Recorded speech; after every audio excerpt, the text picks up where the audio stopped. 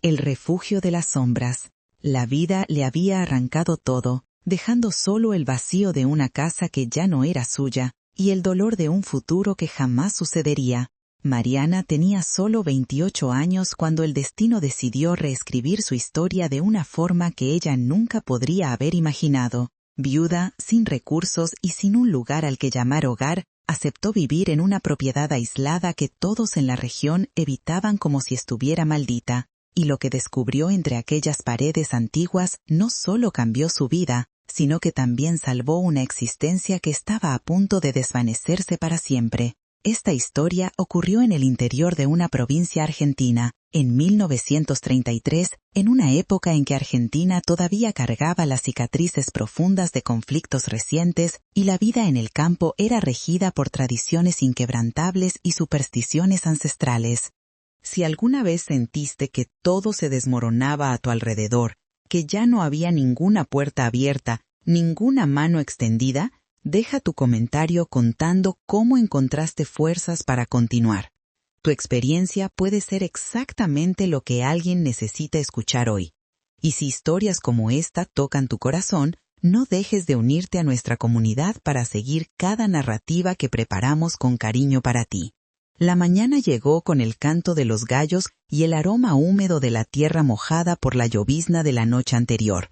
Mariana despertó aquel día de marzo con el corazón pesado, sintiendo el peso de una ausencia que nunca dejaría de doler. El pequeño taller donde ella y su marido Pedro trabajaban con cerámica artesanal estaba sumergido en un silencio sepulcral, tan diferente de los días en que las risas y las conversaciones llenaban cada rincón de aquel espacio. Pedro se había ido hacía 5 semanas, llevado por una neumonía fulminante que no dio oportunidad de despedida. 3 días de fiebre alta y delirio, y luego el vacío absoluto. Mariana tenía 28 años, sin hijos, sin familia cercana, y con un futuro que parecía tan frágil como las piezas de arcilla aún húmedas sobre los estantes. La casa donde vivían, el taller que habían construido juntos durante 8 años de matrimonio, todo pertenecía a la familia de Pedro. Y ahora que él ya no estaba allí, Mariana era solo un recuerdo doloroso de tiempos mejores, una carga que nadie quería llevar. Fernando, el hermano mayor de Pedro, apareció aquella mañana con el rostro marcado por la culpa y la necesidad. Era un hombre de principios, pero la miseria que amenazaba con tragarse a su propia familia lo forzaba a tomar decisiones que le corroían la conciencia. Golpeó la puerta del taller con los nudillos, evitando mirar directamente a Mariana cuando ella abrió. Su voz salió ronca, cargada de un peso que apenas podía soportar. «Mariana, necesito decirte algo que me dolerá tanto como a ti. Pedro dejó deudas que yo ni siquiera sabía que existían. El banco está presionando, los acreedores están golpeando la puerta todos los días. No tengo elección, necesito vender, esta casa, el taller, todo. Tienes hasta fin de mes para encontrar otro lugar. Lo siento mucho de verdad». Las palabras cayeron sobre ella como piedras, cada una de ellas aplastando un poco más lo que restaba de su esperanza. Mariana sintió que las piernas le flaqueaban, pero se forzó a permanecer de pie, agarrada al umbral de la puerta como si aquello pudiera impedir el desmoronamiento de su mundo. «Fernando, por favor, este es el único lugar que tengo.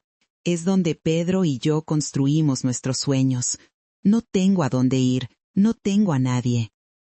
Él negó con la cabeza con los ojos bajos, incapaz de sostener la mirada de ella. «Lo sé, Mariana, me duele en el alma tener que hacer esto, pero las deudas son más grandes que cualquier recuerdo. Pedro no dejó nada escrito, ningún testamento. Fuiste su esposa, su compañera, pero ante la ley ahora no tienes derecho a nada de esto. Los bancos no perdonan». Las palabras, aunque dichas con pesar genuino, sonaron como una sentencia de muerte. Mariana sabía que discutir era inútil. En la Argentina rural de aquella época, una viuda joven sin herencia formal y sin parientes cercanos era como una hoja seca llevada por el viento, sin control sobre su propio destino. Fernando partió dejando solo el eco de sus disculpas en el aire. Mariana se quedó parada en medio del taller, rodeada por las piezas de cerámica que ella y Pedro habían moldeado juntos, testigos mudos de un amor que ahora era solo memoria. 8 años de matrimonio, de girar el torno lado a lado, de planear una casa llena de hijos y de arte, todo se transformaba en polvo ante sus ojos. Ella pasó los días siguientes en una búsqueda desesperada de cualquier mano amiga que pudiera ofrecerle cobijo. Fue hasta la casa de comadre Teresa, quien la recibió con un abrazo apretado, pero con lágrimas en los ojos cuando explicó que su marido no permitiría una boca más para alimentar. Los tiempos son demasiado difíciles, Mariana. Apenas podemos con los nuestros. Si dependiera solo de mí, sabes que te quedarías, pero no puedo contrariar a mi marido, dijo Teresa con la voz embargada por la tristeza. Mariana intentó encontrar trabajo en la feria de artesanía de la ciudad vecina, donde sus piezas de cerámica esmaltada eran conocidas y admiradas. Don Augusto, el comerciante más respetado de la plaza, siempre había elogiado su talento, pero cuando ella llegó hasta él pidiendo una oportunidad, el hombre solo suspiró pesadamente. «Mariana, tu trabajo es de los mejores que he visto, pero nadie está comprando adornos ahora. La gente apenas tiene dinero para comprar lo básico. No puedo ofrecerte nada por mucho que quiera». Incluso doña Cecilia, una curandera anciana que siempre compraba cuencos para preparar sus tés medicinales, negó con tristeza, sujetando las manos de Mariana entre sus manos arrugadas y manchadas de hierbas. «Hija, si pudiera ayudarte, lo haría sin pensarlo 2 veces, pero mi propia casa se está cayendo a pedazos y mi despensa está vacía. Además, ya sabes cómo es la gente». Dicen que tener una viuda joven en casa ahuyenta a los pretendientes de las muchachas solteras, trae mala suerte. Son creencias antiguas, lo sé, pero no puedo desafiar a mi propia familia. Mariana regresó al taller vacío con el corazón destrozado y la dolorosa certeza de que estaba completamente sola en el mundo. Faltaban menos de 3 semanas para que tuviera que dejar el único hogar que conocía, y no tenía absolutamente ningún lugar a donde ir. El domingo siguiente, movida más por el hábito que por la fe, Mariana fue a misa en la iglesia matriz. Quizás sería la última vez que se arrodillaría en aquellos bancos de madera oscura, donde había rezado junto a Pedro tantas veces. Se sentó en la última fila, con la cabeza cubierta por el chal negro de luto, intentando contener las lágrimas que insistían en escapar. Padre Antonio, un hombre de cabellos blancos y ojos profundos que conocía cada historia de aquel pueblo, celebró la Eucaristía con su voz grave y pausada. Él conocía las alegrías y las tragedias de cada familia, cargaba el peso de las confidencias y los pecados de su rebaño. Cuando la misa terminó y los fieles comenzaron a dispersarse bajo el sol fuerte del mediodía, Padre Antonio hizo una señal discreta para que Mariana se acercara. Ella obedeció con pasos lentos, sintiendo la mirada curiosa de algunas mujeres que cuchicheaban detrás de sus abanicos. «Mariana, hija mía, me he enterado de tu situación. Fernando vino a hablar conmigo. El hombre tiene la conciencia hecha pedazos por lo que debe hacer». Mariana asintió sin poder hablar, sintiendo la vergüenza quemar sus mejillas. «Tengo una posible solución para ti», continuó el padre con su voz calmada y medida. «No es lo ideal, lejos de ello, pero es mejor que quedarse a la intemperie. Es un techo sobre tu cabeza al menos». Los ojos de Mariana se iluminaron por un breve instante, un destello de esperanza temblando en medio de la desesperación. «Existe una casa vieja en la sierra, a unos 6 kilómetros de aquí, subiendo por la senda del arroyo. Las personala llaman la Casa de la Colina. Ya debes haber oído hablar de ella». Mariana sintió un escalofrío recorrer su espalda. Claro que había oído hablar de ese lugar. Todo el mundo en la región conocía la Casa de la Colina. Era una construcción de tapia y tejas coloniales abandonada hacía más de una década. Contaban historias aterradoras sobre ese lugar. Decían que allí había ocurrido una tragedia terrible durante los conflictos entre fuerzas gubernamentales y rebeldes, que por la noche se podían oír gritos y llantos resonando por las paredes, que las sombras se movían por las ventanas vacías incluso cuando no había nadie cerca. Nadie se atrevía a subir hasta allí, ni siquiera los cazadores más valientes de la región. «Padre, yo ya he oído las historias sobre ese lugar», murmuró Mariana con la voz temblorosa. «Dicen que está embrujada, que allí ocurrieron cosas terribles». El padre levantó la mano en un gesto apaciguador, interrumpiéndola con gentileza. «Son solo historias, hija mía, rumores nacidos del miedo y la ignorancia de la gente. Esa casa perteneció a los Olivares, gente buena y trabajadora, pero quedaron atrapados en medio de un enfrentamiento violento. Una tragedia, sí, pero la casa en sí es sólida. Tiene paredes firmes, un techo que aún protege de la lluvia. Puede ser tu refugio. Pero padre, si era una casa tan buena, ¿por qué nadie vive allí? ¿Por qué fue abandonada de esa manera? Porque la gente tiene miedo de lo que no entiende. Asocian la casa con el dolor y el sufrimiento que allí ocurrieron, pero yo conozco la verdadera historia y te garantizo que no hay nada sobrenatural en ese lugar. Solo hay recuerdos tristes y un pasado que aún no ha sido superado. Mariana tragó saliva. La idea de vivir sola en esa casa la llenó de pavor. Pero, ¿cuál era la alternativa? ¿Dormir bajo los puentes? ¿Mendigar comida en las puertas? ¿Realmente puedo vivir allí? ¿La familia Olivares no se opondrá? No quedó nadie de ellos, Mariana. Todos se fueron esa noche. La propiedad pasó a la diócesis hace años. Te doy permiso. Puedes mudarte cuando estés lista. Aquí tienes la llave». Mariana respiró hondo. No tenía elección. Era aceptar eso o enfrentar la miseria absoluta en las calles. «Acepto, padre. Agradezco de todo corazón esta oportunidad». 4 días después, cargando solo un pequeño atillo con su ropa, algunas herramientas de cerámica que había logrado esconder de Fernando y el último trozo de pan que le quedaba, Mariana inició la caminata por el sendero empinado que llevaba a la sierra. El camino era accidentado, lleno de piedras sueltas y raíces expuestas que parecían querer hacerla tropezar. El sol de la tarde castigaba sin piedad, y el aire se volvía más enrarecido a medida que ella subía. Abajo, el poblado se transformaba en una miniatura, un recordatorio doloroso de la vida que le había sido arrebatada. La casa apareció de repente, incrustada en la ladera de la sierra como si la propia montaña quisiera esconderla del resto del mundo. Era más grande de lo que Mariana esperaba, con paredes gruesas de tapia agrietadas por el tiempo y un tejado de tejas coloniales donde el musgo y pequeñas plantas habían encontrado cobijo. Las ventanas, sin cristales desde hacía mucho tiempo, parecían ojos vacíos mirando a la nada. El portón de madera, carcomido por la acción de los años y la lluvia, colgaba de una única bisagra oxidada. Mariana caminó alrededor de la propiedad observándolo todo con atención. Había un pozo de piedra cubierto de enredaderas salvajes, 2 árboles de jabuticaba que parecían no dar frutos desde hacía años y los restos de lo que un día fue un gallinero, todo envuelto en un silencio tan profundo que llegaba a ser inquietante. Abrió la puerta principal con la pesada llave de hierro que el padre le había dado.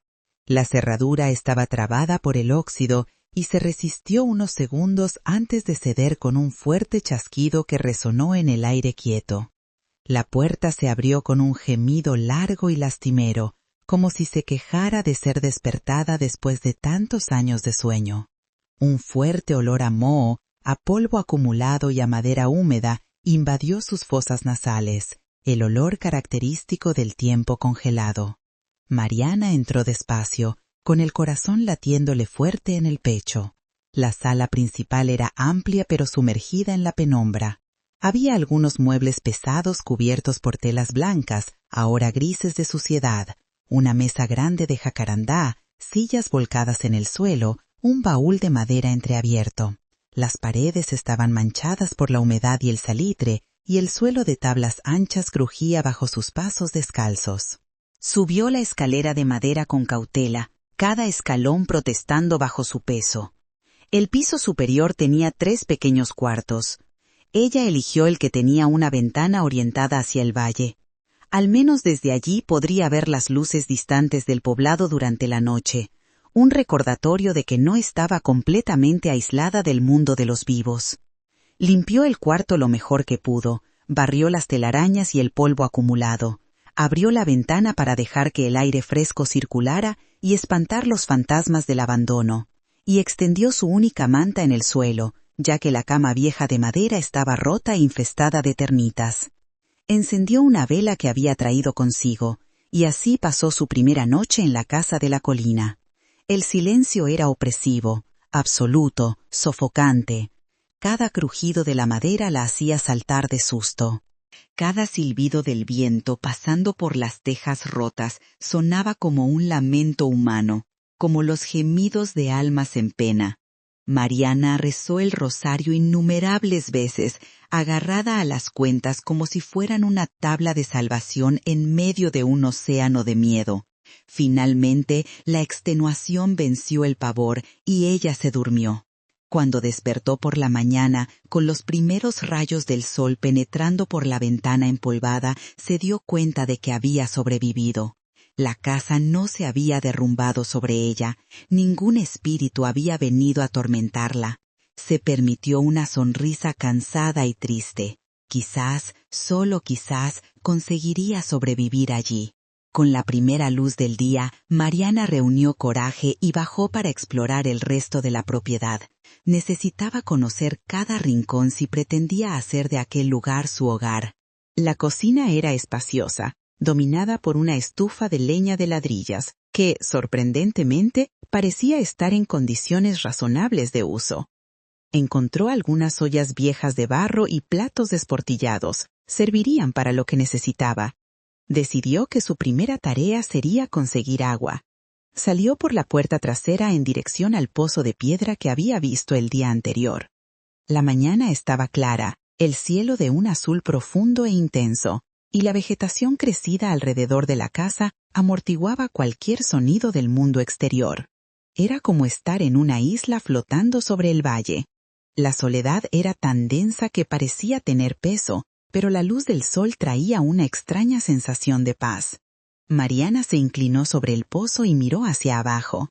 El agua era visible en el fondo, limpia y quieta como un espejo. Con esfuerzo, logró bajar el cubo de madera atado a la cuerda vieja y gastada. Para su alivio, funcionó. Sacó el primer cubo de agua fresca y cristalina. Al menos no moriría de sed allí. Estaba a punto de volver adentro cuando oyó. Era un sonido débil, amortiguado, casi imperceptible, como una tos ahogada o un gemido bajo de dolor. Mariana se quedó inmóvil con el cubo en la mano. El corazón que por un momento se había calmado volvió a dispararse descontroladamente. Oyó de nuevo. No era el viento, no era un animal, era definitivamente un sonido humano. Venía del fondo de la propiedad, más allá de los restos del gallinero en ruinas, donde los cimientos de una construcción aún más antigua se perdían entre la maleza alta. El miedo hizo que su piel se erizara. ¿Serían estas las voces de las que la gente hablaba en el poblado? ¿Los lamentos de los olivares muertos? Por un instante quiso correr, abandonar el agua, la casa, todo, y bajar la sierra corriendo sin mirar atrás. Pero algo la impidió. Aquel no era el lamento de un fantasma. Sonaba demasiado real, demasiado frágil, demasiado humano. Soltó el cubo en el suelo y con pasos vacilantes siguió el origen del sonido. La maleza estaba alta y llena de espinos que se prendían en su falda y le arañaban las piernas. Se acercó a un montón de piedras y ladrillos derrumbados, los restos de lo que parecía haber sido una pequeña despensa o un sótano. El sonido venía de allí, de debajo de la tierra. Con el corazón en la garganta, comenzó a apartar las ramas y los trozos de ladrillo con las manos desnudas. La tierra estaba suelta en un punto, como si hubiera habido un derrumbe reciente. Debajo de un montón de tejas rotas y vigas podridas, vio el borde de una trampilla de madera oscura. Estaba casi completamente cubierta, pero una pequeña rendija permitía que el sonido escapara. Con una fuerza que no sabía que poseía, empujó y arrastró los destrozos hasta conseguir agarrar una argolla de hierro oxidada. Tiró con todo su peso. La trampilla, hinchada por la humedad, se resistió, pero finalmente cedió con un chirrido sordo y aterrador. Una ráfaga de aire frío y húmedo golpeó su rostro. Miró dentro de la oscuridad y llamó con la voz temblorosa: ¿Hay alguien ahí? Como respuesta, oyó un sollozo ahogado, desesperado. Se arrodilló, dejando que sus ojos se acostumbraran a la penumbra, y entonces la vio. Encogida en un rincón sobre un montón de sacos viejos y rasgados, había una niña pequeña. No debía tener más de 6 o 7 años. Estaba sucia, cubierta de polvo y tierra, con los labios resecos y agrietados, y los ojos enormes y aterrorizados fijos en ella. «Dios mío, Santa Madre de Dios», susurró Mariana con el alma suspendida entre el pánico absoluto y una compasión abrumadora. Se deslizó dentro del sótano húmedo, sintiendo el frío de la tierra penetrar por sus rodillas. El aire olía a moho y a desesperación. La niña no se movió, solo sus ojos enormes y oscuros siguieron cada uno de sus movimientos, como un animal salvaje y asustado atrapado en una trampa. No lloraba, no hacía ningún sonido, como si el miedo le hubiera robado la voz para siempre. Mariana extendió una mano temblorosa despacio, muy despacio, para no asustarla aún más. «No voy a hacerte daño, pequeña. Estoy aquí para ayudarte. ¿Cómo te llamas?», preguntó con la voz más suave que consiguió producir. La niña solo se encogió aún más sobre sí misma, agarrada a los sacos polvorientos como si fueran su única protección en el mundo. Mariana vio entonces que estaba temblando, no solo de miedo, sino de un frío profundo que le calaba los huesos. Su vestido era un harapo sucio y desgarrado, y sus pies descalzos estaban cubiertos de heridas y cortes. ¿Cuánto tiempo habría estado allí abajo? ¿Días enteros? ¿Una semana? Era un milagro que aún estuviera viva. Con una urgencia desesperada, Mariana se acercó y sin pensar 2 veces la tomó en brazos. La niña era increíblemente ligera, un pequeño haz de huesos frágiles y piel helada. No ofreció resistencia, simplemente se dejó levantar, su cabeza cayendo lánguidamente sobre el hombro de Mariana. Sintió una ola de furia protectora. ¿Quién podría hacer algo así con una niña inocente? ¿Abandonarla en un agujero para morir de hambre y de miedo? Corrió hacia el interior de la casa con la niña agarrada a ella como si fuera el tesoro más precioso del universo. La luz del sol las recibió al salir, haciendo que la niña parpadeara rápidamente y por un instante escondió el rostro en el cuello de Mariana, huyendo de un brillo que ciertamente no había visto en mucho tiempo. Entró en la cocina, colocó a la niña con todo cuidado sobre la tela que cubría la mesa de jacarandá y corrió para encender la estufa de leña. Necesitaba calor urgentemente. Necesitaba calentar esa pequeña vida que se estaba apagando. Mientras las primeras llamas comenzaban a crepitar y chispear, Mariana mojó un trozo de su chal en el agua fresca del pozo y comenzó a limpiar con delicadeza el rostro de la niña. La suciedad escondía rasgos delicados y una piel pálida, casi translúcida por la falta de sol. Sus labios estaban agrietados y amoratados por el frío y la deshidratación. «Calma, mi niña, calma. Ahora estás a salvo». «Yo te cuidaré», susurraba repetidamente, más para convencerse de que aquello era real que para calmar a la pequeña que permanecía en silencio absoluto. La envolvió en su propia manta, la única prenda de abrigo que poseía, y la acunó cerca del fuego que ya comenzaba a irradiar un calor reconfortante por las paredes de tapia. Poco a poco, el temblor de la niña comenzó a disminuir. Mariana acercó una cuchara con agua a sus labios y tras varias tentativas pacientes, la pequeña bebió con una avidez que le partió el corazón a Mariana. Se estaba muriendo de sed. Los sonidos en la casa no eran lamentos de fantasmas. Eran los gemidos de esta niña luchando por sobrevivir sola en la oscuridad. Y ella, Mariana, la había encontrado. Quizás su propio destino desolado la había traído hasta allí exactamente para este momento, para este propósito. Mientras la niña dormitaba al calor del fuego, exhausta y frágil como un pajarito caído del nido, Mariana la observó con más atención. No había nada en ella que sugiriera una identidad, ninguna medalla en el cuello, ningún bordado en la ropa andrajosa.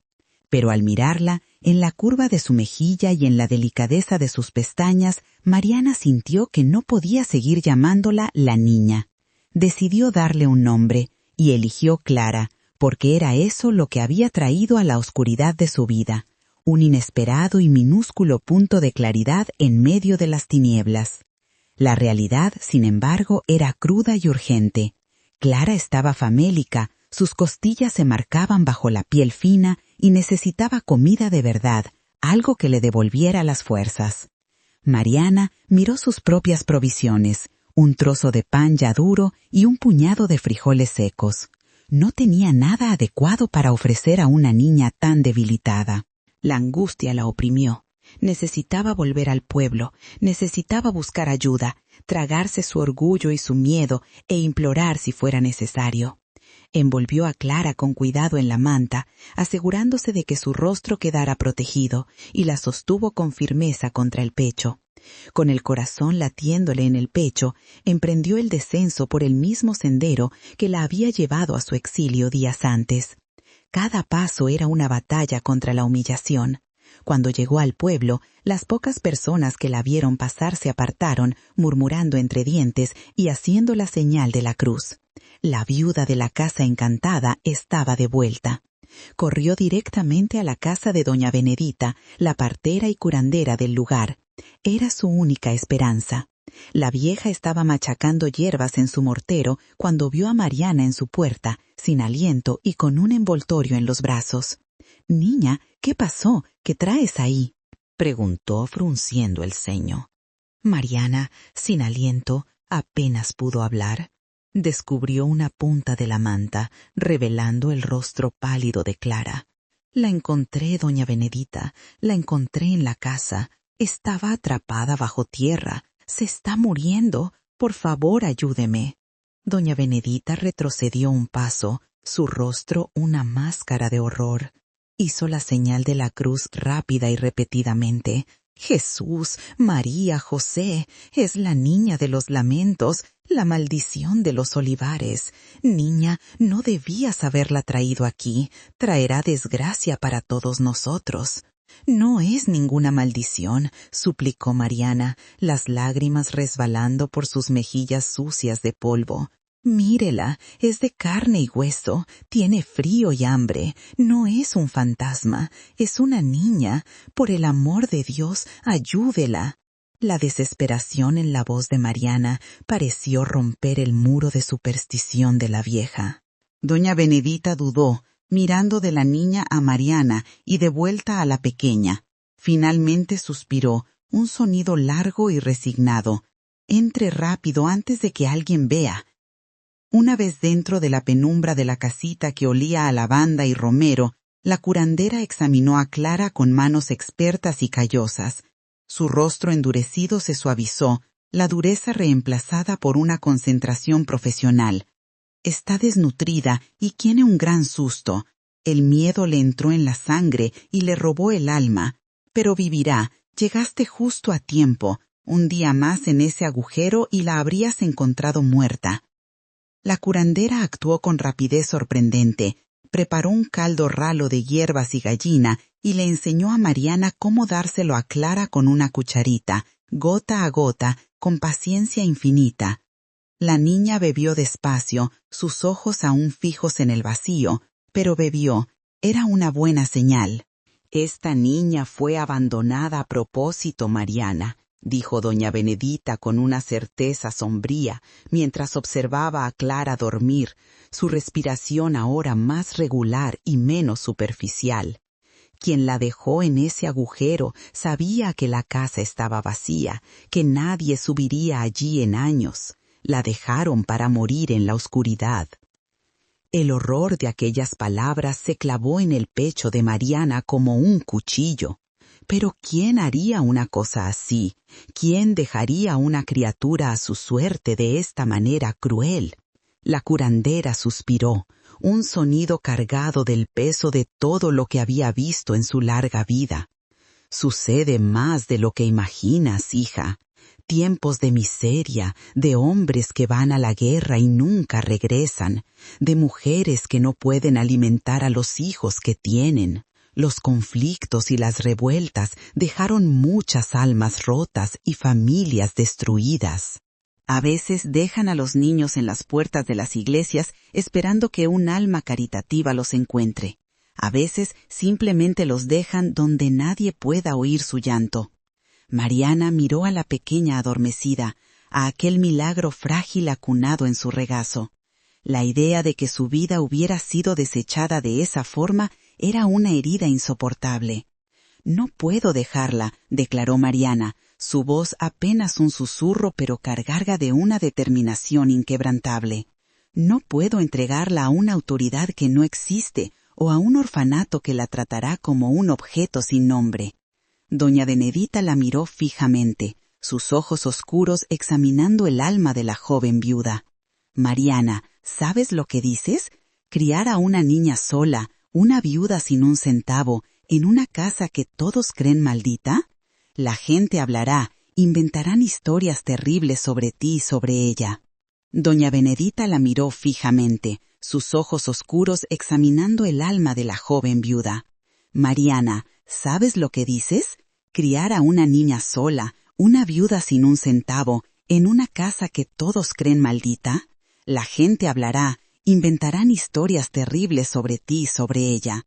«¡Que hablen!», respondió Mariana, acariciando el cabello enmarañado de Clara. «Dios la puso en mi camino por alguna razón. Yo estaba sola y ahora ella está aquí. La cuidaré».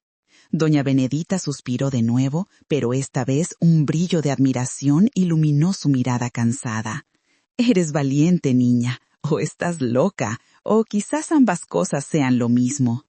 Toma esta bolsa. Tiene un poco de maíz, frijoles y hierbas para calmar su espíritu.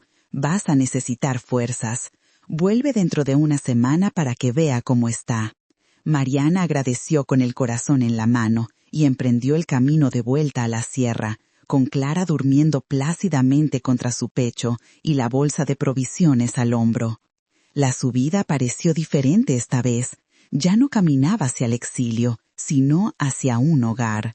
Por primera vez desde la muerte de Pedro, no se sentía completamente sola en el mundo. Al llegar, se dedicó a cuidar de Clara con una devoción total y absoluta. La alimentaba, la limpiaba, le cantaba las canciones de cuna que su propia madre le había cantado cuando era pequeña. La niña seguía sin hablar, pero sus ojos ya no estaban vacíos y muertos. Ahora seguían a Mariana por toda la habitación, observando cada movimiento con una curiosidad silenciosa. Una tarde, mientras lavaba los trapos que Clara vestía, algo pequeño y duro cayó de un bolsillo escondido y rasgado. Era una pequeña figura de madera tallada, con una destreza sorprendente, un minúsculo colibrí con las alas abiertas a medio vuelo. Era una pieza hermosa, pulida por el toque de dedos pequeños a lo largo del tiempo. ¿De quién era? ¿Qué significaba? La pregunta se instaló en su mente, un misterio que añadía otra capa a la existencia enigmática de la niña que había salvado. Los días en la sierra se transformaron en semanas que parecían seguir un ritmo propio, separado del resto del mundo. Mariana y Clara desarrollaron una rutina silenciosa, una comunicación sin palabras tejida a través de gestos y miradas. Clara aún no hablaba, pero sus ojos ya no reflejaban el terror absoluto de aquel primer día terrible. Ahora había en ellos una curiosidad infantil genuina. Seguía a Mariana por todas partes, observando mientras recogía leña, intentaba arreglar el tejado o moldeaba pequeñas figuras con la arcilla que encontró cerca del arroyo seco. Un día, mientras Mariana amasaba el barro húmedo, Clara se acercó, tomó un pedazo y con sus deditos torpes intentó imitarla. Fue el primer acto de voluntad propia, el primer brote de una vida que estaba volviendo poco a poco. Mariana sintió una ola de ternura tan intensa que casi le dolió físicamente en el pecho. Aquella niña era un campo árido que con paciencia y amor comenzaba a florecer nuevamente. El pequeño colibrí de madera se convirtió en el tesoro de Clara. Lo agarraba para dormir y lo llevaba consigo a todas partes como un talismán protector. Para Mariana, aquella pequeña ave tallada no era solo un juguete. Era la única llave, la única pista tangible del pasado de la niña, un hilo que quizás la llevara a respuestas que ella ni siquiera sabía si quería encontrar. Una mañana, viendo que sus escasas provisiones se estaban agotando de nuevo, Mariana decidió bajar al pueblo una vez más. Esta vez, sin embargo, no iba solo por comida. Guardó el colibrí en el bolsillo de su delantal con la vaga esperanza de encontrar a alguien que reconociera el estilo de la talla, que pudiera dar alguna pista sobre el origen de aquel objeto. Mientras Clara tomaba una siesta en la casa, segura por primera vez en mucho tiempo, Mariana bajó hasta el pueblo, evitando la plaza principal y buscando los callejones donde los artesanos solían trabajar. En un pequeño cobertizo sombreado por un viejo árbol de mango, encontró a un anciano tallando una imagen de santo. Sus manos nudosas y manchadas se movían con una precisión hipnótica y admirable. Era don Jacinto, el tallador del pueblo, un hombre que, según decían, podía dar alma a la madera muerta. Con el corazón latiendo fuerte, Mariana se acercó despacio. «Buenas tardes, maestro», dijo con timidez. El anciano levantó la vista. Sus ojos pequeños y brillantes la examinaron con calma. «Doña Mariana, la viuda de Pedro. Dicen que ahora vive en la sierra, en la casa abandonada». La noticia, como siempre, había corrido más rápido que el viento cargado de chismes. «Eso es, don», respondió ella, decidiendo ir directo al grano. «Quería preguntarle una cosa. Es sobre su trabajo, sobre su arte». Sacó el pequeño colibrí y lo colocó en la palma de su mano extendida. «Encontré esto. ¿Usted reconoce este trabajo, este estilo de talla?» Don Jacinto tomó la pequeña ave con una delicadeza reverente, casi religiosa. Sus dedos recorrieron las alas suaves, la curva delicada del pico fino. Permaneció en silencio por un largo momento que pareció extenderse por la eternidad, y cuando levantó la vista, su rostro había palidecido visiblemente. «Por todos los santos del cielo», susurró con la voz quebrada. «¿Dónde encontró esto, niña?» «Estaba con una niña», comenzó a explicar Mariana. Él la interrumpió con la voz cargada de una emoción repentina y profunda. «Esta pieza, yo no veía una igual desde hacía más de 10 años. Solo un hombre tallaba colibríes así, con este estilo único. Mi compadre Antonio Olivares, el hombre que vivía en la casa de la colina, allí donde usted está ahora». Mariana sintió que le faltaba el aire en los pulmones. «Pero la gente dice que él y su familia murieron todos». «Y así fue», confirmó el anciano con una tristeza profunda que pesaba en su voz. «Una tragedia de la guerra, de las rebeliones. Antonio era un hombre de paz, un artista de la madera, pero lo acusaron de ayudar a los rebeldes que se escondían en la sierra. Unos soldados del gobierno subieron hasta la casa una noche y los mataron a todos sin piedad, a él, a su esposa Leonor y a su hija pequeña, Cristina. Antonio tallaba estos colibríes para ella. Decía que eran los mensajeros del alma, que llevaban oraciones al cielo. Llevaba uno idéntico a este el día que lo mataron». Mariana había escuchado, pero creaba una contradicción imposible de resolver. Si toda la familia Olivares, incluyendo la pequeña Cristina, había muerto hacía más de 10 años en aquella noche terrible, ¿quién era Clara? ¿Y por qué tenía en su posesión el talismán de una niña muerta hacía tanto tiempo? Mariana volvió a la casa de la sierra con la mente en un torbellino de pensamientos confusos. La revelación de don Jacinto no había resuelto el misterio, sino que lo había hecho más profundo y doloroso. La casa ya no parecía solo abandonada, sino profanada por una tragedia que se negaba a descansar en paz.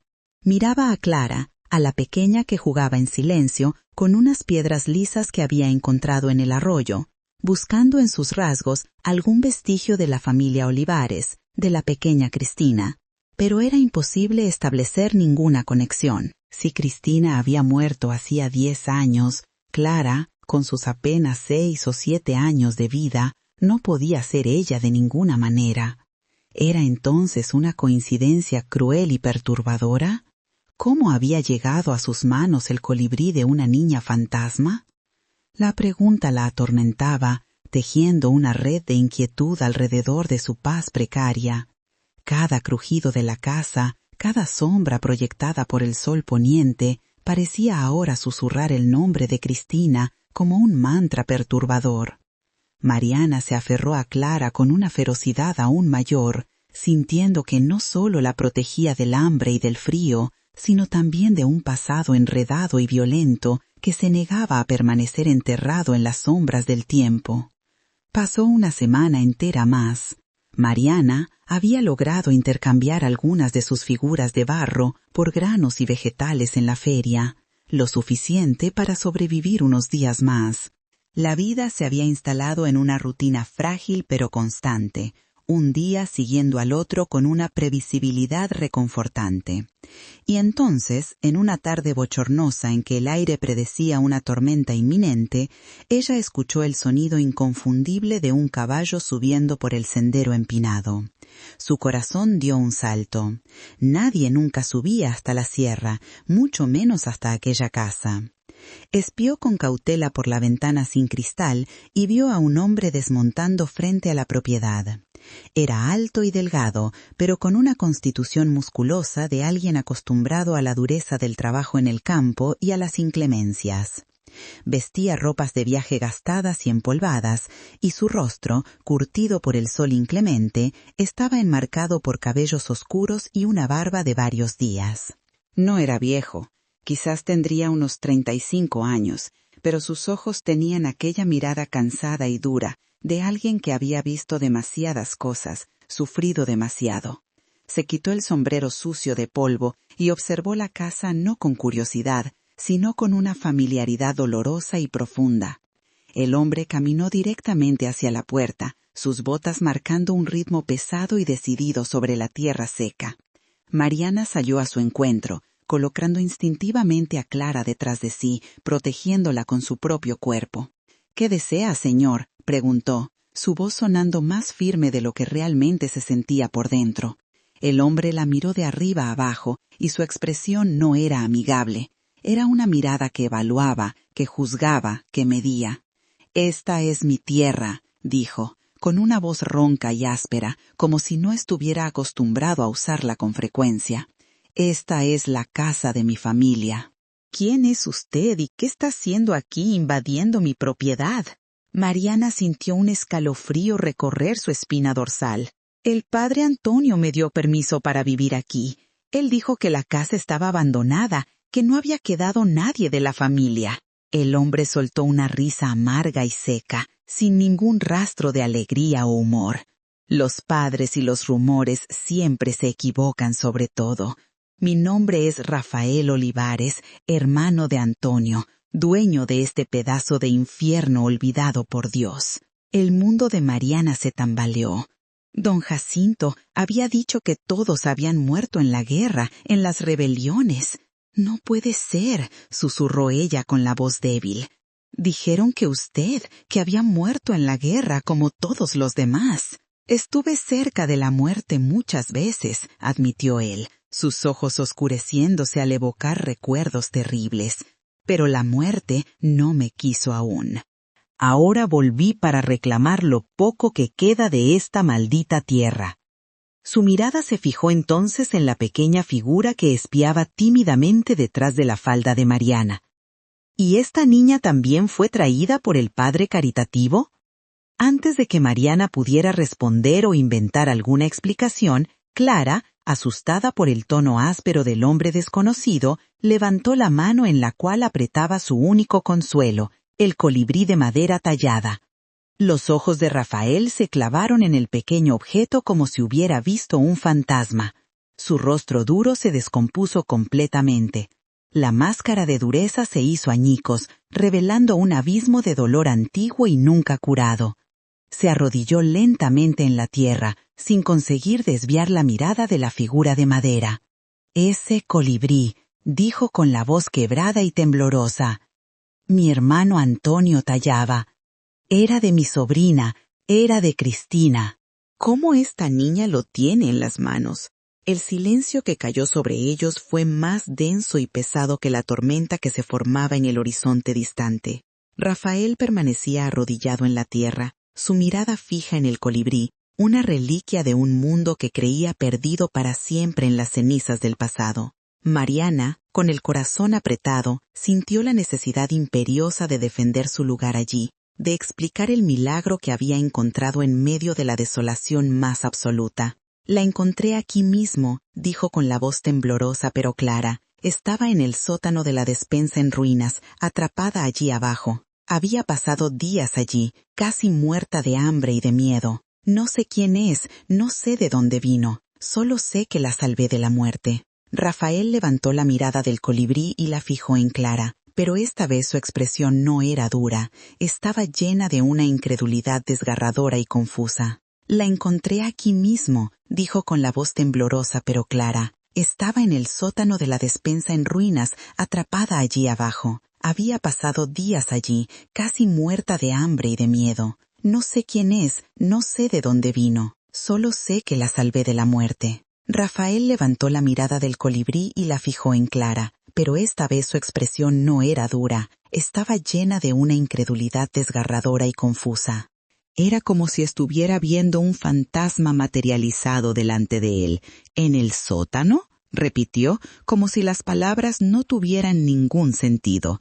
Se levantó lentamente, el cuerpo tenso por una tormenta de emociones contradictorias. ¿Puedo contarle algo, señora? Algo que no le conté a nadie en estos 10 años largos y amargos». Mariana asintió sin quitar la mano protectora del hombro de Clara, preparándose para escuchar. La noche en que los soldados del gobierno atacaron, comenzó Rafael con la voz ronca por el peso de los recuerdos enterrados. «Yo estaba aquí visitando. Había venido de la capital para ver a mi hermano. La guerra estaba en su apogeo y Antonio, mi hermano mayor, era un hombre de paz que solo quería trabajar su madera, pero daba cobijo a cualquiera que lo necesitara, sin preguntar de qué lado estaba. Alguien lo denunció como simpatizante de los rebeldes. Llegaron al anochecer gritando acusaciones, disparando por todos lados. Acusaron a la gente de esconder armas y hombres buscados. Antonio intentó explicar, intentó razonar con ellos, pero no hubo conversación posible. Fue una masacre pura y simple». Hizo una pausa, tragando con dificultad, sus ojos perdidos en el horror de aquella noche que nunca lo abandonaba. «Vi cuando mataron a Antonio y a su esposa, Leonor. Intenté defenderlos con lo que tenía. Me hirieron aquí», dijo señalando una cicatriz mal cicatrizada que atravesaba su sien izquierda. «Caí y me dieron por muerto allí mismo. Cuando desperté horas después, la casa estaba ardiendo por todos lados. El mundo era un infierno de llamas y humo negro. Busqué a Cristina, mi sobrina querida. Grité su nombre hasta que mis pulmones ardieron, pero no hubo respuesta alguna. Nunca encontré su cuerpo en ningún lugar. Supuse lo peor, que el fuego lo había consumido todo. Tuve que huir antes de que volvieran para rematarme de una vez. Viví estos 10 años como un fantasma andante, trabajando en fincas distantes, siempre con la culpa corroyéndome por dentro por haber sobrevivido cuando ellos no sobrevivieron. Limpió una lágrima solitaria que se deslizó por su rostro curtido y marcado. Nunca me perdoné por no haber encontrado su cuerpo, por no haberle dado una sepultura digna. Siempre tuve esa duda clavada en el alma como una espina, esa esperanza tonta de que quizás, de alguna forma imposible, alguien la hubiera sacado de allí antes de que las llamas lo consumieran todo. Volvió a mirar a Clara, que lo observaba con sus grandes ojos silenciosos y asustados. y luego al colibrí que ella sostenía como si fuera la cosa más preciosa del mundo. Una luz de comprensión imposible y milagrosa comenzó a brillar en su mirada cansada. Si esta niña estaba en el sótano y tenía el colibrí en las manos, Dios mío, no es posible que sea. El sótano tiene un pasadizo oculto que lleva hasta el arroyo de abajo. Quizás Leonor, quizás mi cuñada la escondió allí antes de ser asesinada, esperando poder volver a buscarla después. Se acercó un paso más, sus manos temblaban visiblemente. Esta niña, ella no puede ser mi Cristina, ¿verdad? El nombre de la niña muerta flotó en el aire pesado, cargado de historia y de sangre derramada. Mariana sintió que el suelo volvía a abrirse bajo sus pies una vez más. El nombre Cristina resonó en el aire como una campana fúnebre. Miró a Rafael, a aquel hombre que era un espectro resucitado del pasado, y vio en sus ojos una esperanza tan desesperada y hambrienta que la asustó profundamente. Su primer instinto fue retroceder, apretar a Clara contra su cuerpo con aún más fuerza, como si con ese simple gesto pudiera anclarla al presente y protegerla de un pasado que amenazaba con devorarla por completo. Entendía perfectamente su dolor. La historia que había contado era una herida abierta que sangraba ante ella sin parar.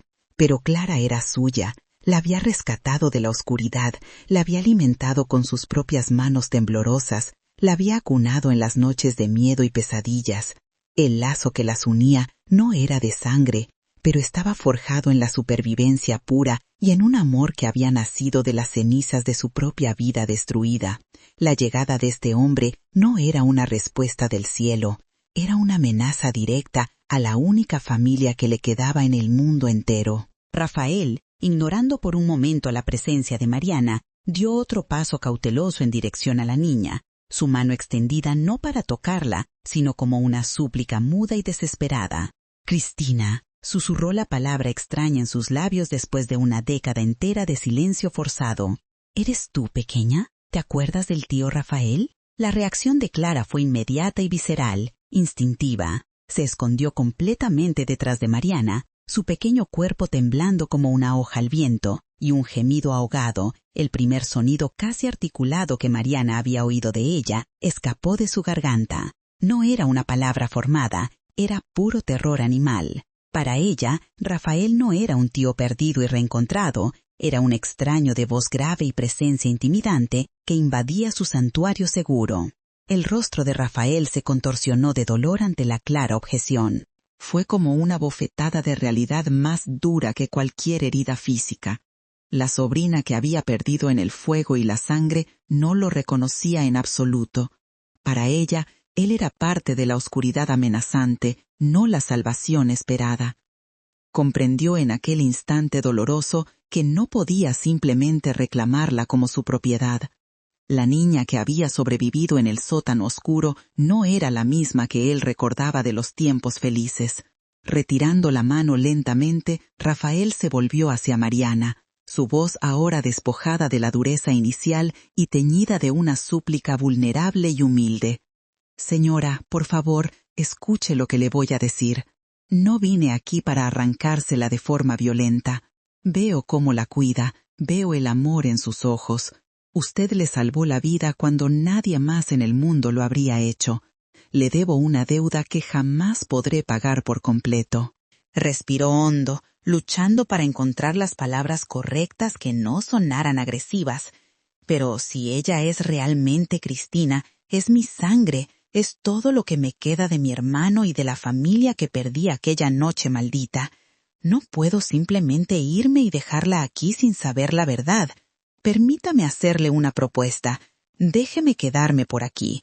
Voy a arreglar esta casa que se está cayendo a pedazos. La dejaré segura y habitable. Traeré comida del pueblo siempre que la necesite. No voy a interferir en la vida de ustedes. Solo déjeme estar cerca de ella. Ayúdeme a descubrir la verdad sobre quién es realmente. Podemos cuidarla juntos, cada uno haciendo su parte. La propuesta era completamente inesperada y tomó a Mariana por sorpresa. No era la confrontación violenta que ella temía en sus peores pensamientos, sino una tregua, una alianza improbable nacida del amor compartido por aquella niña silenciosa y misteriosa. Mariana miró a Clara, que se aferraba a su falda con fuerza desesperada, y luego a Rafael, un hombre tan quebrado y destruido por dentro como ella misma estaba. No tenía elección real. Por el bien de Clara, por su futuro, tenía que aceptar la propuesta incluso con todas sus incertidumbres. «Está bien», dijo finalmente con la voz cansada. «Puedes quedarte y ayudar, pero no te acerques a ella si no quiere. No voy a forzar nada. Ella ya ha sufrido demasiado». Los primeros días que siguieron fueron una danza silenciosa y torpe de extraños compartiendo el mismo espacio sagrado y profanado por las memorias. Se estableció entre ellos un acuerdo tácito, una serie de reglas invisibles que nadie necesitó verbalizar. Rafael armó un campamento simple afuera, cerca del viejo gallinero en ruinas, donde mantenía una hoguera encendida durante toda la noche como un guardián insomne contra las sombras del pasado violento y los peligros reales de la sierra.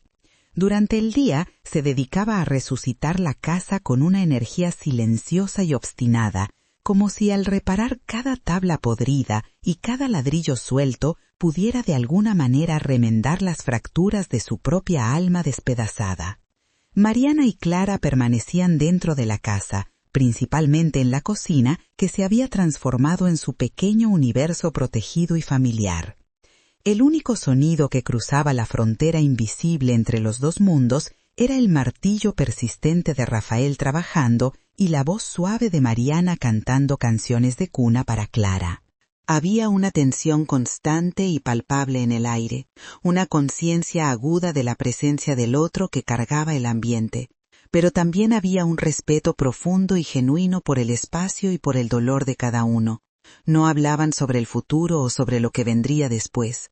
El presente era un terreno demasiado frágil para soportar el peso de planes o expectativas. Rafael demostró rápidamente ser un hombre de palabra y principios. Cada 3 o 4 días bajaba al pueblo y volvía con las alforjas de su caballo cargadas de maíz, carne seca, frijoles y hasta algunas frutas cuando conseguía. En una ocasión trajo una muñeca de trapo simple pero bien hecha, que dejó tímidamente en el escalón de la puerta antes de retirarse en silencio. Arregló el tejado que goteaba en varios puntos, reforzó las ventanas que amenazaban con caerse, limpió el pozo hasta que el agua salió completamente cristalina. Y en sus momentos de descanso, se sentaba a la sombra del viejo árbol de jabuticaba y con un cuchillo afilado que usaba para pelar raíces, tallaba pequeñas figuras de madera con una habilidad heredada de su hermano. Un venado saltando, un lobo aullando, un águila de alas abiertas. Nunca ofrecía las piezas directamente a Clara, simplemente las dejaba estratégicamente en el alféizar de la ventana o en el borde del pozo donde ella pudiera encontrarlas por casualidad y decidir si quería tomarlas o no. Clara observaba todo de lejos con una curiosidad cautelosa pero creciente. Al principio se escondía siempre que Rafael aparecía en su campo de visión, pero poco a poco comenzó a espiar por detrás de Mariana, sus ojos fijos en las manos hábiles de él que transformaban trozos toscos de madera en pequeñas obras de arte. Una mañana, Mariana encontró la muñeca de trapo al lado de Clara mientras ella dormía, abrazada como si fuera el tesoro más precioso. Era una pequeña señal. Las semanas se transformaron en un mes entero y luego en 2. La rutina se estableció con una normalidad extraña y reconfortante. Rafael trabajaba desde el amanecer hasta el anochecer, transformando gradualmente la casa decadente en algo que parecía un verdadero hogar nuevamente. Mariana cuidaba de Clara y volvió a trabajar con su cerámica, usando el barro rico del arroyo para crear piezas que Rafael llevaba para vender en el pueblo, trayendo de vuelta un poco de dinero que dividía meticulosamente con ella. La gente del pueblo comenzó a murmurar menos y a acostumbrarse más a la extraña situación. La historia de la viuda y del sobreviviente viviendo en la casa maldita para cuidar de una niña misteriosa se extendió como fuego, pero también despertó una cierta admiración renuente por la valentía de ambos. Doña Benedita subía ocasionalmente para examinar a Clara y siempre volvía impresionada con los progresos de la niña. Está ganando peso, está más fuerte, están haciendo un buen trabajo con ella, decía con aprobación genuina. Fue una tarde de junio, cuando el frío de la sierra comenzaba a apretar y Rafael terminaba de arreglar el último agujero del tejado, que ocurrió el milagro que lo cambiaría todo definitivamente. Clara estaba jugando en el pequeño espacio que Mariana había improvisado como taller, moldeando figuras informes de barro con concentración infantil. Rafael pasó cargando tablas nuevas para el sótano y por primera vez Clara no se escondió ni desvió la mirada. Se quedó observándolo trabajar por varios minutos en completo silencio. Entonces, para el asombro absoluto de todos, Clara se levantó despacio, tomó una de las pequeñas figuras de madera que Rafael había dejado, el venado saltando, y caminó hasta donde él estaba trabajando. Extendió la mano ofreciendo la figura de vuelta y con una voz ronca y débil por meses de desuso, dijo la primera palabra que alguien oía de ella: «Gracias». Fue solo un susurro casi inaudible, pero fue como si el cielo se hubiera abierto en ese instante. Rafael soltó las tablas con un estruendo, lágrimas brotando instantáneamente de sus ojos cansados. No se movió, no quiso asustarla con ningún gesto brusco. Solo sonrió, una sonrisa rota pero genuina. «Puedes quedarte con él, pequeña, lo hice para ti». Clara miró la figura, luego a él y finalmente de vuelta a la figura, antes de asentir con la cabeza y volver corriendo cerca de Mariana con su nuevo tesoro firmemente agarrado. Aquella noche, por primera vez desde que Rafael había llegado, los tres comieron juntos en la mesa grande de la cocina que él había arreglado. No hubo mucha conversación, aún era demasiado pronto para eso, pero había algo diferente en el aire. Existía la posibilidad frágil pero real de que tal vez, solo tal vez, pudieran convertirse en algo parecido a una familia nacida de las cenizas y del dolor compartido. En las semanas siguientes, Clara comenzó a hablar más, palabras sueltas y frases cortas que salían con dificultad, pero con determinación creciente. Y una noche, mientras Mariana la preparaba para dormir, la niña sostuvo el colibrí tallado contra el pecho y susurró algo que hizo que el mundo se detuviera por completo. «Papá lo hizo, papá cantaba». La confirmación que ambos habían evitado enfrentar directamente finalmente había llegado de forma inesperada. Clara era realmente Cristina Olivares, la niña que todos creían muerta hacía 10 años, que había sobrevivido escondida en el sótano secreto durante aquella noche horrible y que por algún motivo incomprensible había quedado atrapada allí hasta que Mariana la encontrara. Mariana sintió el corazón romperse y reconstruirse al mismo tiempo. Clara era Cristina, tenía familia, tenía sangre, tenía un tío que la amaba y que tenía derecho a ella. Pero Mariana también la amaba con cada fibra de su ser, había salvado su vida cuando estaba al borde de la muerte. La niña era suya tanto como era de Rafael. Cuando le contó a Rafael lo que Clara había dicho, el hombre se desmoronó completamente, llorando lágrimas que había guardado por una década entera de culpa y dolor. Pero cuando recuperó la compostura, miró a los ojos de Mariana con una honestidad brutal. «Ella es mi sobrina, mi sangre, pero tú eres la madre que ella conoce, la madre que la salvó y la cuidó cuando yo no estaba aquí. No voy a quitártela. Vamos a criarla juntos, si tú aceptas. Esta casa es lo suficientemente grande para todos nosotros. Podemos ser una familia extraña, rota, pero una familia de todos modos».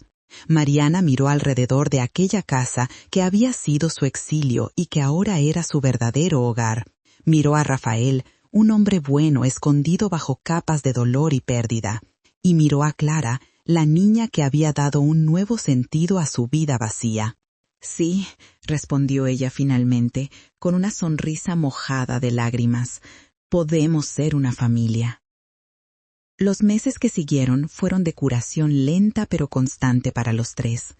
Clara, o Cristina como Rafael a veces la llamaba con cariño, comenzó a florecer de verdad. Reía ahora, jugaba, ayudaba a Mariana en el taller y escuchaba con fascinación las historias que Rafael contaba sobre su padre Antonio y sobre los tiempos felices antes de la tragedia. Poco a poco, fragmentos de memoria comenzaron a volver a ella, imágenes confusas y aterradoras de aquella noche terrible, pero también buenos recuerdos de cuando era muy pequeña. Rafael se convirtió en una presencia constante y protectora. Terminó todas las reformas de la casa, haciéndola no solo habitable, sino verdaderamente acogedora. Construyó un nuevo gallinero y trajo gallinas del pueblo. Plantó una huerta en la parte trasera donde Clara adoraba ayudar a regar las plantas todas las tardes. Y en las noches frías de invierno, los tres se sentaban alrededor de la estufa de leña mientras Rafael tallaba sus figuras. Mariana moldeaba sus piezas de cerámica y Clara dibujaba con carbón en pedazos de madera lisa, creando sus propios mundos de fantasía. La verdadera historia de lo que había sucedido aquella noche de 10 años atrás fue siendo reconstruida poco a poco, como un rompecabezas doloroso pero necesario. Clara comenzó a recordar con más claridad conforme se sentía más segura. Contó en fragmentos excitantes cómo su madre Leonor, al oír los gritos y los disparos acercándose a la casa, había corrido con ella en brazos hasta el sótano secreto que la familia usaba para guardar provisiones.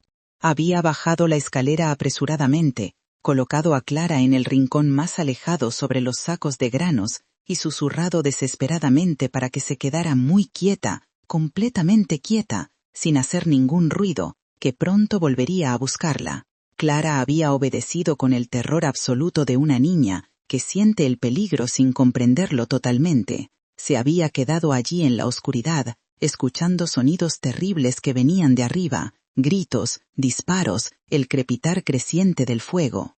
Esperó durante horas que parecieron eternidades, esperó a que su madre volviera como había prometido. Pero Leonor nunca regresó, porque nunca pudo hacerlo. La trampilla, dañada por el fuego y los escombros que cayeron, había quedado bloqueada, transformando el escondite en una tumba. Clara había sobrevivido días en la oscuridad, comiendo granos crudos y lamiendo la humedad de las paredes, demasiado pequeña para tener fuerza suficiente para empujar la pesada trampilla, demasiado pequeña para gritar lo suficientemente alto como para ser oída por alguien que pasara cerca. El trauma había borrado gran parte de sus recuerdos de los años siguientes, creando una niebla protectora en su mente infantil. Pero el colibrí que su padre le había tallado, que ella apretaba en la mano aquella noche y nunca más soltó, había sido su ancla a la realidad, su único consuelo en la pesadilla interminable. Rafael escuchaba todo con el corazón destrozado. Saber que su sobrina había estado allí, sola, aterrorizada, a pocos metros de donde él había despertado herido, era una culpa adicional que cargaría para siempre. Pero Mariana le recordaba constantemente que él también casi había muerto, que había hecho lo que pudo en las circunstancias imposibles de aquella noche. El pueblo fue aceptando poco a poco la situación extraordinaria. El padre Antonio subió personalmente para ver con sus propios ojos el milagro que había sucedido. Se emocionó profundamente al ver a Clara viva y recuperándose, al ver cómo Mariana y Rafael habían creado un hogar donde antes solo había abandono y tristeza. Bendijo la casa y a los tres que ahora la habitaban, declarando que era la prueba de que Dios nunca abandona completamente a sus hijos, incluso en los momentos más oscuros. Doña Benedita, siempre práctica, ayudó a difundir la verdadera historia por el pueblo, combatiendo los rumores y supersticiones. La casa de la colina dejó de ser la casa maldita y pasó a ser conocida como la Casa del Milagro, el lugar donde una niña perdida había sido encontrada y donde una familia imposible se había formado de las ruinas del pasado. Y mientras tanto, tú que nos acompañas en este emocionante viaje, si esta historia ha tocado tu corazón de alguna manera especial, considera unirte a nuestra comunidad suscribiéndote al canal. Cada historia que compartimos aquí es elegida con mucho cariño para traer no solo entretenimiento, sino también reflexión y esperanza. Y nos encantaría saber, en los comentarios aquí abajo, si alguna vez pasaste por un momento en que pensaste que todo estaba perdido, pero algo inesperado cambió completamente el rumbo de tu historia. Tu experiencia puede ser exactamente la inspiración que alguien necesita hoy para no rendirse.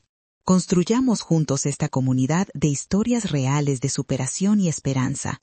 El primer año completo viviendo juntos trajo desafíos que ninguno de ellos había anticipado completamente.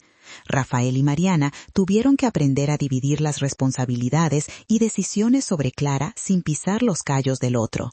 Hubo discusiones, momentos de tensión cuando las opiniones divergían sobre la mejor forma de lidiar con las pesadillas recurrentes de la niña o sobre cuánto debían empujarla a recordar el pasado versus dejarla olvidar naturalmente. Pero siempre encontraban un punto medio, siempre ponían el bienestar de Clara por encima de sus propios egos o inseguridades.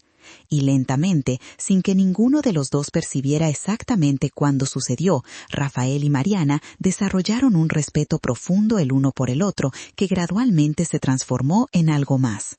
No era el amor apasionado de la juventud, sino algo más sólido y duradero, construido sobre cimientos de sufrimiento compartido, objetivos comunes y admiración genuina por el carácter del otro. Fue Clara quien primero notó el cambio sutil entre ellos. Tenía ahora 8 años completos, según calcularon, y era una niña perspicaz a pesar de todo el trauma que había sufrido. Una noche, mientras los tres cenaban el guiso que Mariana había preparado, Clara los miró a uno y a otro con sus ojos inteligentes y preguntó con la inocencia brutal de los niños: ¿Se van a casar igual que se casaron mi papá y mi mamá?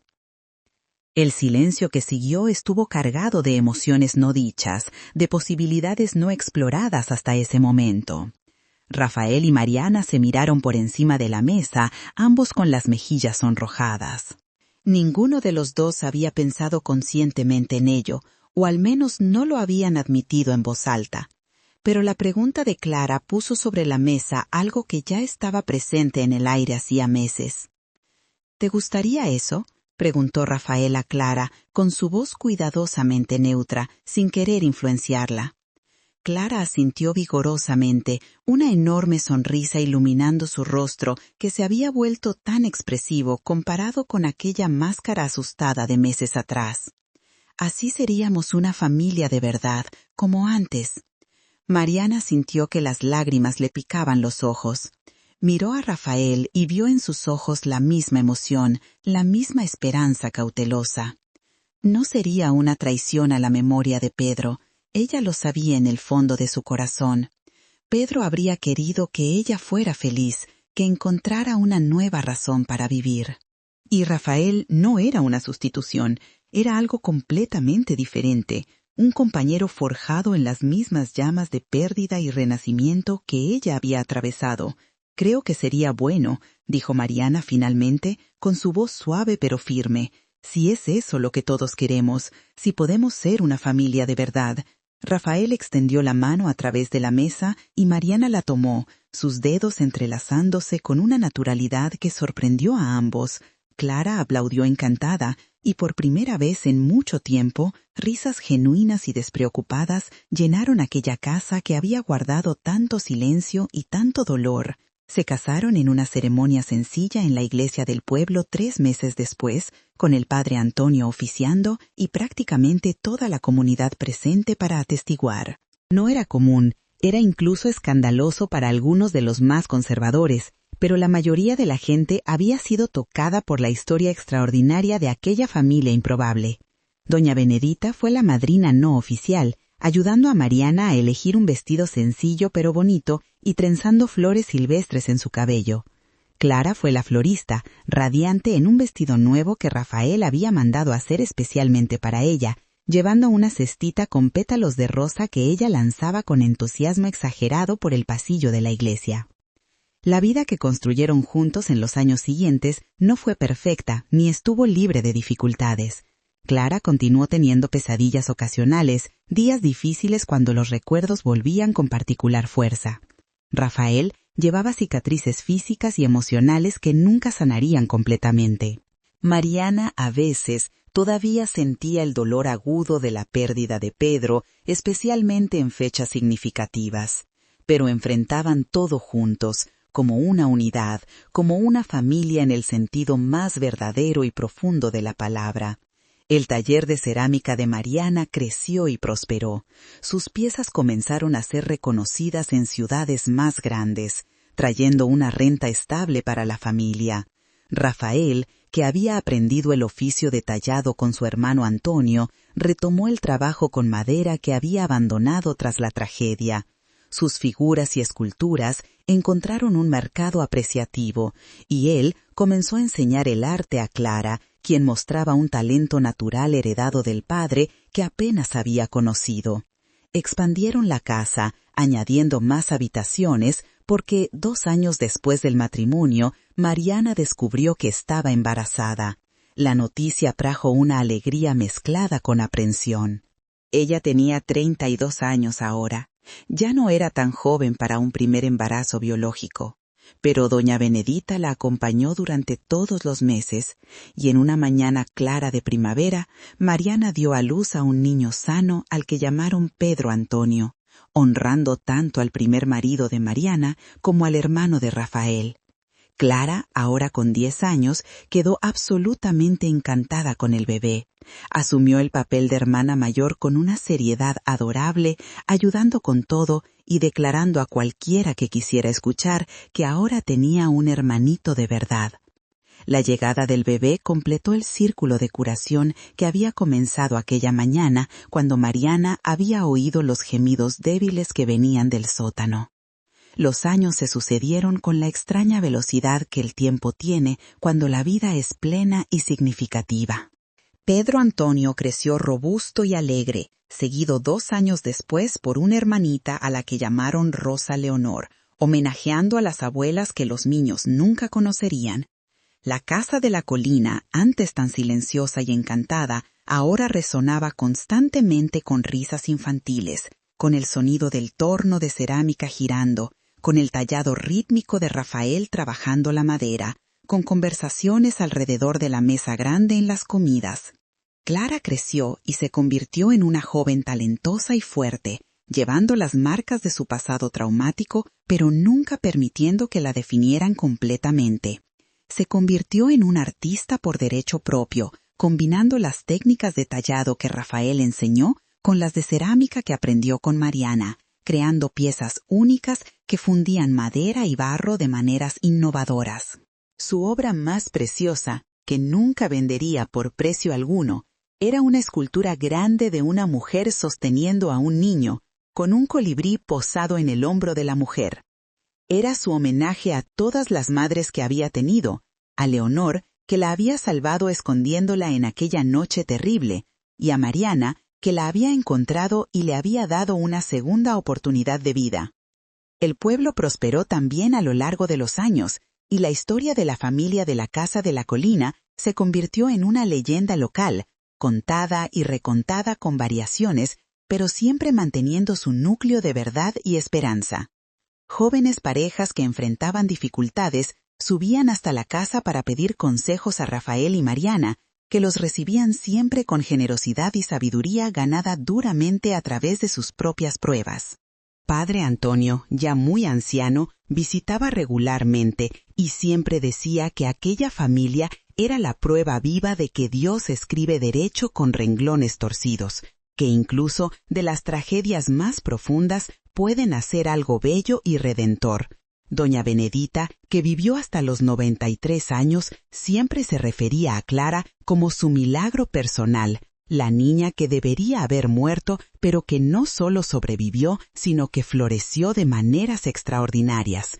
Y Mariana, en las noches tranquilas cuando todos ya dormían y ella se quedaba sola con sus pensamientos en la cocina, que se había convertido en el corazón palpitante de aquel hogar, a veces reflexionaba sobre el camino imposible que su vida había tomado. Había comenzado en la más profunda desesperanza, viuda y desamparada, exiliada en una casa que todos evitaban. Podría haber elegido la amargura, podría haberse dejado consumir por la autocompasión y el desespero, pero en vez de eso había encontrado propósito en el lugar más inesperado, en el gemido débil de una niña abandonada que nadie sabía que estaba allí. Esa única decisión de seguir aquel sonido en vez de huir de él, de bajar a aquel sótano oscuro en vez de correr montaña abajo, había cambiado no solo su vida, sino también las vidas de Rafael y de todos los niños que vinieron después. Había transformado una casa de muerte en una casa de vida abundante. A veces Mariana tomaba el colibrí original que Antonio había tallado para Cristina, que Clara había guardado cuidadosamente en una caja especial, y lo sostenía delicadamente, maravillada con cómo algo tan pequeño podía cargar tanto significado, tanta historia. Rafael frecuentemente se unía a ella en esos momentos de reflexión silenciosa. Se sentaban lado a lado sin necesidad de palabras, dos sobrevivientes que se habían encontrado el uno al otro a través de la niebla de sus respectivas pérdidas. Él a veces acariciaba el cabello de ella, ahora con algunos hilos plateados, y susurraba: «Tú la salvaste, tú me salvaste a mí también, trajiste de vuelta la vida que pensé haber perdido para siempre». Y Mariana respondía siempre de la misma forma: «Nos salvamos unos a otros, así es como funciona, nadie se salva solo en esta vida». Era la verdad más profunda que habían aprendido a través de todo lo que pasaron. La redención, la curación, la esperanza, nada de eso sucede en el vacío aislado. Sucede en las conexiones que hacemos, en el amor que elegimos dar, incluso cuando todo parece perdido, en la valentía de extender la mano a otro ser humano que también está sufriendo. Los años continuaron su flujo inexorable. Pedro Antonio se convirtió en un joven estudioso que quería ser profesor, llevando educación a las comunidades rurales olvidadas. Rosa Leonor heredó el espíritu artístico de la familia y se destacó en la música, su voz clara llenando la casa y luego las iglesias de la región. Y Clara, su Cristina, se casó con un buen hombre del pueblo vecino, un carpintero que admiraba profundamente su fuerza y su arte. Cuando Clara tuvo su propia hija, no hubo discusión sobre el nombre, la llamaron Mariana, y la pequeña Mariana tenía los mismos ojos expresivos e inteligentes de su abuela adoptiva. El círculo estaba completo de una manera que nadie podría haber previsto aquella mañana de marzo tantos años atrás. De la muerte y el desespero había nacido vida abundante y amor que se multiplicaba a través de las generaciones. La casa de la colina permanecía de pie, sólida y acogedora, sus paredes guardando recuerdos de tragedia, pero también y principalmente recuerdos de curación, de risas, de comidas compartidas, de arte creada, de niños creciendo seguros y amados. Y cuando visitantes ocasionales, atraídos por la fama de las piezas de cerámica y talla que venían de aquella casa, preguntaban sobre la historia del lugar, Clara siempre contaba personalmente. Contaba sin vergüenza o miedo. Contaba con la voz firme de alguien que había atravesado lo peor que la vida podía ofrecer y había emergido no quebrada sino fortalecida. Contaba sobre la madre que la había escondido para salvarla, sobre los años perdidos en la oscuridad, sobre la mujer valiente que la había encontrado cuando nadie más buscaba, sobre el tío que había vuelto de entre los muertos para reclamar su familia. Y siempre terminaba de la misma forma, mirando a Mariana y Rafael que ahora envejecían juntos con una gracia tranquila. A veces los milagros no son eventos sobrenaturales que desafían las leyes de la naturaleza. A veces los milagros son solo personas comunes haciendo elecciones extraordinarias de amor y coraje cuando sería más fácil rendirse. Mi familia existe porque 3 personas rotas eligieron unirse y crear algo nuevo de las piezas destrozadas. Eso es el verdadero milagro, la capacidad humana de reconstruir, de empezar de nuevo, de amar nuevamente incluso después de perderlo todo. Y ahora, llegando al final de esta jornada que compartimos juntos, me gustaría invitarlo personalmente a convertirse en parte permanente de nuestra comunidad aquí. Si esta historia lo tocó de alguna forma, si lo hizo reflexionar sobre su propia capacidad de empezar de nuevo, o sobre los milagros silenciosos que suceden a nuestro alrededor todos los días, por favor considere suscribirse al canal. Cada historia que traemos aquí es elegida y contada con el objetivo de inspirar, de recordar que incluso en los momentos más oscuros siempre hay una posibilidad de luz si tenemos el coraje de buscarla. Deje en los comentarios cuál fue la parte de esta historia que más resonó con usted. ¿Fue el coraje de Mariana de empezar de nuevo en un lugar que todos temían? ¿Fue la persistencia de Rafael de volver y enfrentar su pasado? ¿Fue la resiliencia de Clara de sobrevivir y eventualmente florecer a pesar del trauma inimaginable? ¿O fue quizás la idea de que las familias pueden formarse no solo por sangre, sino por elecciones conscientes de amor y compromiso? Su perspectiva es valiosa y puede iluminar el camino de otra persona que está pasando por sus propias dificultades en este momento. Y si usted conoce a alguien que está pasando por un momento difícil, que siente que lo perdió todo y no ve salida, comparta esta historia con esa persona. A veces, todo lo que necesitamos es un recordatorio de que otros ya estuvieron donde estamos y encontraron un camino hacia adelante. No un camino fácil, ciertamente, pero un camino posible. Hasta la próxima historia. Recuerde siempre, usted es más fuerte de lo que imagina, más resiliente de lo que cree, y nunca, nunca está verdaderamente solo mientras exista la posibilidad de conexión humana genuina. Gracias por acompañarnos en esta emocionante jornada, y que usted encuentre su propio camino hacia la luz, no importa cuán oscura parezca la noche en este momento.